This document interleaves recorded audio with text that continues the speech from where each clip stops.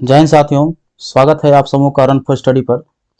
आज के इस वीडियोज में हम लोग बात करेंगे रेलवे के नए वैकेंसी के बारे में, जो कि आरपीएफ एसआई और आरपीएफ कांस्टेबल के बारे में है।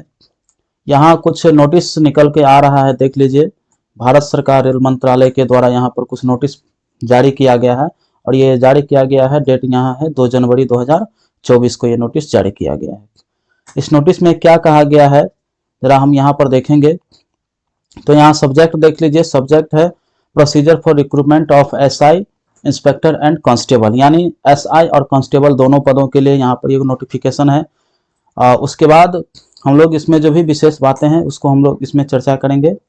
और बहुत से लोग जो है आरपीएफ का बेसब्री से इंतजार कर रहे होंगे, तो ऐसा कीजिए कि वैकेंसी आने ही वाली है। ये कुछ नोटिस दे करके हम लोगों को एक ऐसा संकेत दिया है। तो चलिए देखते हैं यहाँ पर।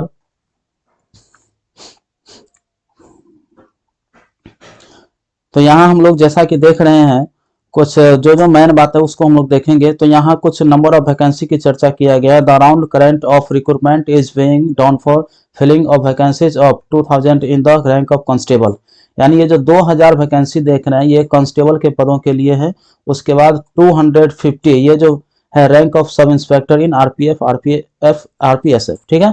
कहने का मतलब 250 जो है एसआई के लिए होगा और 2000 जो है ये कांस्टेबल के। लेकिन समझ रहे, रेलवे इतना बड़ा बोर्ड है लेकिन बहुत ही कम वैकेंसी के बारे में इसमें चर्चा किया गया है। लेकिन निराश नहीं होना है, ऐसा बात नहीं है। वैकेंसी निश्चित रूप से ही ज्यादा संख्या में आएगा, उस हिसाब से हम लोगों को तैयारी करना है। अब चलिए कुछ मुख्य बात सब यहाँ पर देखते हैं। तो अगला जो बात है यहाँ पर देख लीजिए, 15% जो वैकेंसी क्या रिजर्व रहेगा वुमेन के लिए। उसके बाद जो है 10% जो है वैकेंसी रिजर्व रहेगा एक्स सर्विसमैन के लिए, जो कि यहाँ पर लिख दिया गया है।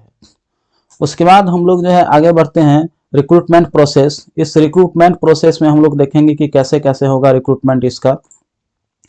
तो इस प्रोसेस में सबसे पहला यहाँ दिया गया है, the recruitment shall be held in the following phases. कई फेज में होगा, जैसे फेज 1 है, फेज 2 है, उसके बाद फेज 3 है।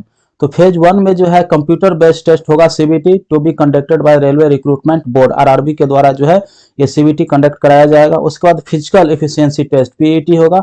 उसके बाद फिजिकल मेजरमेंट टेस्ट पीएमटी होगा। उसके बाद है to be conducted by railway protection force, ये आरपीएफ के द्वारा कराया जाएगा।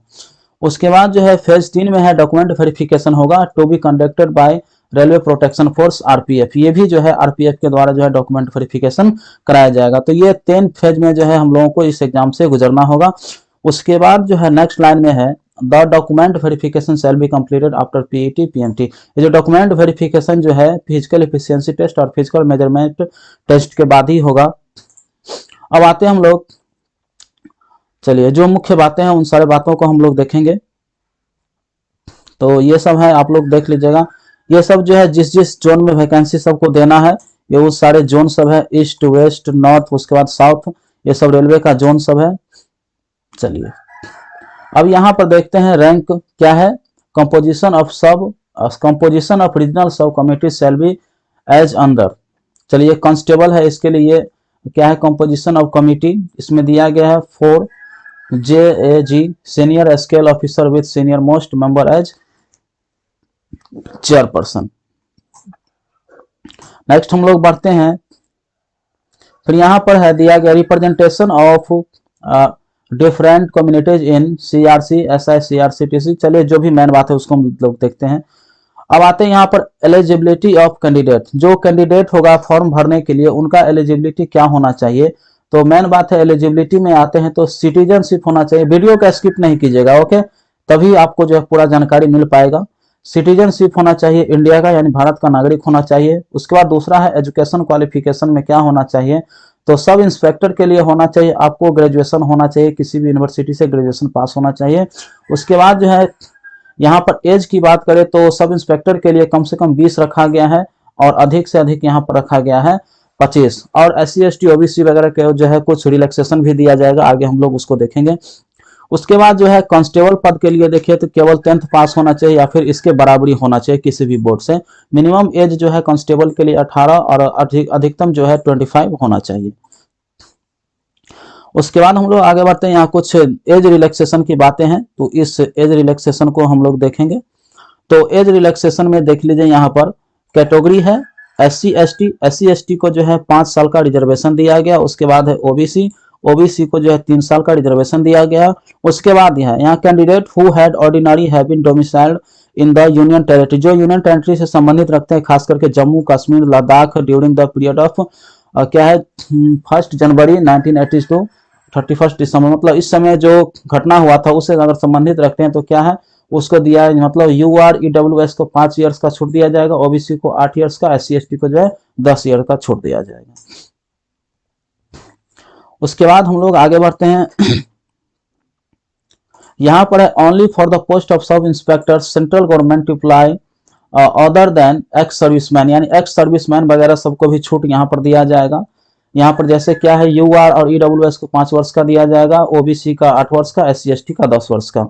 उसके बाद यहाँ पर है विडोज, जो विधवा वगैरह है जिसको तलाक हो गया है, ऐसी महिला, उस सबको क्या है उसको जो है 2 साल का छूट दिया जाएगा UR में और EWS में, ओबीसी में 5 साल का और SC ST में 7 साल का छूट दिया जाएगा। उसके बाद हम लोग जो है फिर आगे बढ़ते हैं, इसका जो नोटिफिकेशन आएगा क्या है पब्लिकेशन ऑफ रिक्रूटमेंट बोर्ड, ये जो है it shall be done by railway recruitment board, ये आरआरबी के द्वारा ही नोटिस जारी किया जाएगा। उसके बाद notification shall be vetted by secretary directorate before issue railway recruitment board. चलिए आगे हम लोग देखते हैं, इसमें कुछ एग्जामिनेशन फीस के बारे में है, वो भी जो है आरआरबी के द्वारा ही डिसाइड किया जाएगा। क्या मोड्स ऑफ पेमेंट, वो भी जो है ये सब फिल्म मतलब फॉर्म कैसे भरना है, इन सारे बातों का इसमें चर्चा है। तो चलिए यहाँ फेज 1 में आते हैं, कंप्यूटर बेस्ड टेस्ट होगा, CBT होगा। इसमें क्या है the schedule of computer based test shall be decided by RRB, ये आरआरबी के द्वारा और आरपीएफ के द्वारा ही जो है डिसीजन लिया जाएगा। उसके बाद date and time CBT shall be fixed railway recruitment board, ये आरआरबी के द्वारा डेट और टाइम फिक्स किया जाएगा। चलिए हो गया। इसमें जो है standard of examination sub inspector के लिए क्या होगा, ग्रेजुएशन लेवल का एग्जाम होगा और कांस्टेबल के लिए जो है मैट्रिक लेवल का एग्जाम होगा। उसके बाद है यहाँ पर कम से कम जो है 35% मार्क्स लाना है और 30% मार्क्स SC ST कैंडिडेट्स के लिए लाना है। उसके बाद क्या है जो क्वालिफाई होगा इसमें, लेकिन हालांकि बता दें आपको इतना कम नंबर पर क्वालिफाई होने वाला है नहीं, ये मिनिमम क्वालिफिकेशन मार्क्स है, ठीक है। कट ऑफ तो हाई ही जाएगा क्योंकि जिस हिसाब से सीट बताया जा रहा है उस हिसाब से कट ऑफ काफी हाई जाने वाला है। चलिए आगे कुछ हम लोग बढ़ते हैं, इसमें दिया गया details of time allowed the number of question CBT shall B, इसमें देख लीजिए टाइम रहेगा आपका 90 मिनट के लिए सब इंस्पेक्टर पोस्ट के लिए, क्वेश्चन का संख्या 120 रहेगा, जनरल अवेयरनेस का संख्या आपका जो है 50 रहेगा, अरिथमेटिक का 35 और जनरल इंटेलिजेंस एंड रीजनिंग का क्वेश्चन जो है 35 को रहेगा आपको। कांस्टेबल में भी उसी प्रकार से है, 90 मिनट का समय रहेगा, क्वेश्चन 120 को रहेगा। उसके बाद जो है जनरल अवेयरनेस 50 को, अरिथमेटिक रहेगा 35 को और जनरल इंटेलिजेंस और रीजनिंग रहेगा आपको 35 को। उसके बाद यहाँ पर देख लीजिए the CBT question will be design as under, ये सब जो है CBT क्वेश्चन जो है तैयार किया जाए कैसे, जनरल अवेयरनेस के अनुसार, अरिथमेटिक के अनुसार। उसके बाद जो है यहाँ पर इसका सिलेबस सब है, आप लोग पढ़ लीजिएगा या तो स्क्रीनशॉट रख लीजिए। चलिए आगे बढ़ते हैं हम लोग,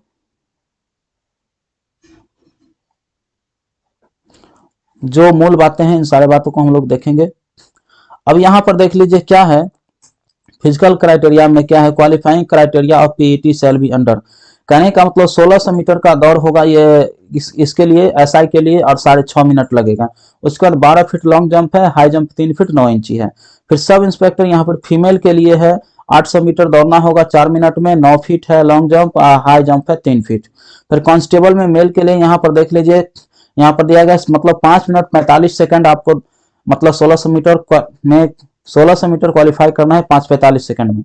उसके बाद यहाँ पर है फीमेल के लिए है 800 metre 3 minute 40 second, long jump है आपका 9 फीट और इसका जो है हाई जंप है 3 फीट। वहीं कांस्टेबल में देखें तो 14 फीट है लॉन्ग जंप और जो है हाई जंप है 4 फीट, मतलब सबसे ज्यादा कांस्टेबल में ही है। उसके बाद आगे बढ़ते हैं, चलिए सब का आप लोग जो है स्क्रीनशॉट लेते रहिएगा। कुछ डॉक्यूमेंट वगैरह सब लगेगा किस फॉर्मेट में, तो यहाँ पर हमने इसको थोड़ा देर वीडियोस को रोक दिए हैं, आप लोग जो है स्क्रीनशॉट ले लीजिएगा आसानी से। चलिए वीडियो शुरू से अंत तक देखिए दोस्तों, पूरा का पूरा जानकारी देंगे हम। उसके बाद यहाँ पर देख लीजिए मार्क्स कितना ऑब्टेंड करना है जिससे क्वालिफाइंग कहा जाएगा। तो ऐसा कहा टोटल तो 120 का होगा, 120 में से ओबीसी और यूआर को 42 नंबर लाना है और एससी एसटी को जो 36 यानी 36 नंबर लाना है। ओके, अब जो है आगे देखते हैं हम लोग। इसमें भी कांस्टेबल में भी वही बातें हैं, ओबीसी और क्या है यूआर के लिए 42 नंबर और एससी एसटी के लिए 36 नंबर क्वालिफाइंग नेचर है। फिर जो है हम लोग आगे बढ़ते हैं, जनरल इंस्ट्रक्शन में कुछ ये सब दिया गया है।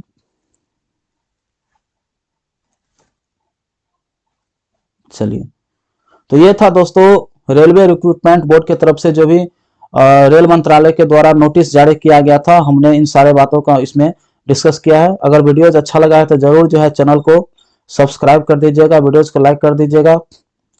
आशा करते हैं ये वीडियोज निश्चित रूप से बहुत ही आपके लिए हेल्पफुल रहा होगा और उम्मीद कीजिए कि वैकेंसी जल्द ही आने वाला है। हालांकि ये जो इतना 2000 वैकेंसी बताया जा रहा है, 2200 कुछ इतना नहीं, इससे ज्यादा वैकेंसी आने की उम्मीद है। ये समझिए कि एक हिसाब से टेंटेटिव है, घट भी सकता है बढ़ भी सकता है, टेंटेटिव का अर्थ यही होगा, लेकिन उम्मीद रखिए कि बढ़ने का ही ऐसा मतलब आशा हम लोग कर सकते हैं। चलिए ओके, टेक केयर। लास्ट में फिर से एक बार आप सबों को जय हिंद।